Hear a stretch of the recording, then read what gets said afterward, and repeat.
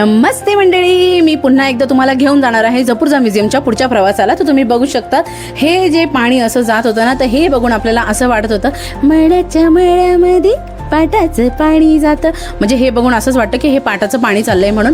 तर आम्ही पुढच्या गोष्टीला आम्ही व्हिजिट केली होती. तर तुम्ही हे बघू शकता, हा मोठा असा बॉल केला होता आणि त्याच्यावरती असे छोटे छोटे किडे बनवले होते आणि मस्त असा डोंगर होता. तर हे मंडळी, तुम्हाला विश्वास बसणार नाही, हे सर्व यांनी शेणाचं बनवलेलं आहे आणि या डोंगरावरती त्यांनी अनेक पाळीव प्राणी लावलेले आहेत. आणि मंडळी, ह्यांच्यामध्ये ना एक गोष्ट म्हणजे तुम्हाला खूप छान बघायला मिळेल की ज्या ज्या ठिकाणी जे प्रदर्शन त्यांनी लावलं होतं ना, त्या त्या ठिकाणी त्यांनी देवीची स्थापना केलेली होती. म्हणजे पौराणिक काळामध्ये कसे लोक जगत होते, कसे राहत होते आणि काय वस्तू वापरत होते, त्या गोष्टीचं यांनी प्रदर्शन केलेलं आहे इकडे.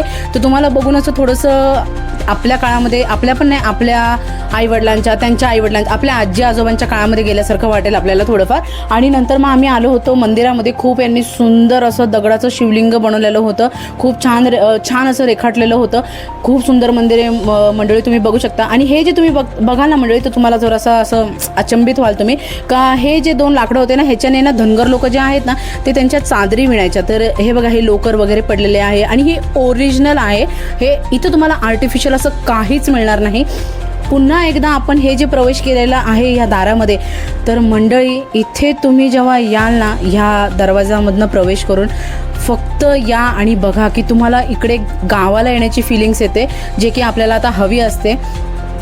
खूप छान अशी, म्हणजे ह्याला काय म्हणतात ते, कुदळ वगैरे आपण त्याच्यामध्ये गहू वगैरे, मिरच्या वगैरे असं कुटायचो. आणि हे बघा, हे तर खूप छान, म्हणजे मला बघून असं वाटत होतं की आपले लेकरं ह्या गोष्टीला खरंच वंचित आहात. आणि खरंच मला मंडळी तुम्ही कमेंट्सद्वारे सांगा की ही गाडी कोण कोण खेळले म्हणून. खरंच, आणि मला खरंच असं वाटत होतं की का नाही आहे आपल्या लेकरांच्या वेळेस हे सर्व. तर मंडळी, मी तुम्हाला अजून काही अनेक गोष्टी दाखवणार आहे पुढच्या व्लॉगमध्ये. तर भेटू आपण नेक्स्ट व्लॉगमध्ये. बाय.